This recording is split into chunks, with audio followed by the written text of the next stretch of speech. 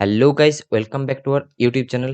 তো তোমরা হয়তো অনেকেই ওয়েবজি 2021-এর এক্সাম দিয়েছো এবং ফার্স্ট কাউন্সিলিং, সেকেন্ড কাউন্সিলিং করার পর মপ আপ রাউন্ডে অপেক্ষায় রয়েছো। তো আজকের ভিডিওতে আমরা এই মপ আপ রাউন্ড সম্বন্ধে আলোচনা করবো। এই মপ আপ রাউন্ডের অফিসিয়াল নোটিশ কিন্তু আজ দিয়ে দিয়েছে, আজ থেকে মপ আপ রাউন্ড স্টার্ট হয়ে গেছে, তোমরা স্ক্রিনে দেখতে পাচ্ছ।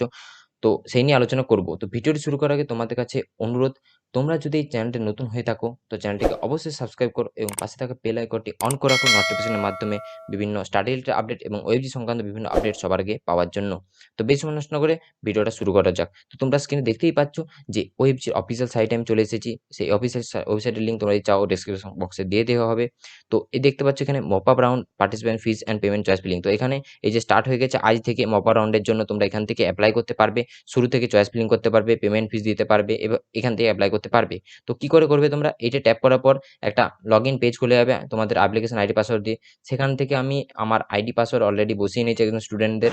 তো তারপর এখানে কতগুলি ইনস্ট্রাকশন দেওয়া হচ্ছে, এই ইনস্ট্রাকশনগুলি কিন্তু তোমরা খুবই গুরুত্বপূর্ণ ভালোভাবে ফলো করবে, না হলে কিন্তু অনেক কিছু ভুল হয়ে যেতে পারে। তো শুরুতে কি বলা হয়েছে যে once a candidate opt for a mop up round it can not be reserve. তো রিজার্ভ, তো এখানে কি বলা হয়েছে যে একজন ক্যান্ডিডেট যখন মপ আপ রাউন্ডের জন্য অ্যাপ্লাই করবে তখন কিন্তু সে আর ব্যাকে ফিরে আসতে পারবে না।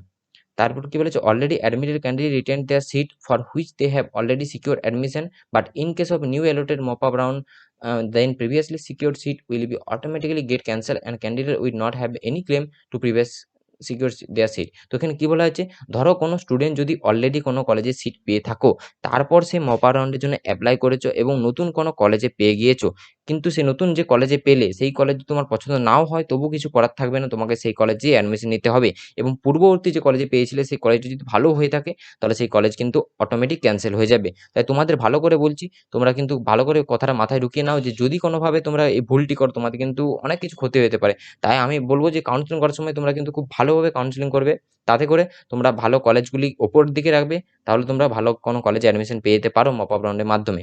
তো তারপরে কি বলা হয়েছে এখানে, এখানে বলেছে ক্যান্ডিডেট কনস্ট্যান্ট।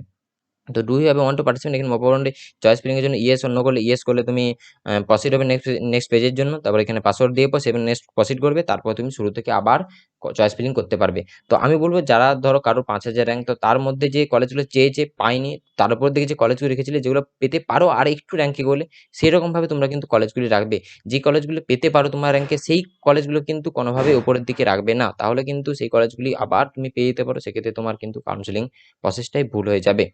তাই এই জিনিসটার দিকে তোমরা ভালো করে নজর দিও। আর তোমরা যারা মপ আপ রাউন্ডে অ্যাপ্লাই করলে অনেকেই হয়তো কলেজ না পেতেও পারো, তো তা নিয়েও চিন্তা করার কারণ নেই, কারণ তারপরেও আছে ডিসেন্ট্রালাইজ কাউন্সিলিং। তো এই কাউন্সিলিংয়েও বহু স্টুডেন্ট কলেজে অ্যাডমিশন পেয়ে যায়। তো তার জন্য অলরেডি ভিডিও আমাদের চ্যানেলে আপলোড করে দেওয়া হয়েছে, তোমরা চাইলে গিয়ে দেখে নিতে পারো। তো আজকের ভিডিওটি এই পর্যন্তই, ধন্যবাদ।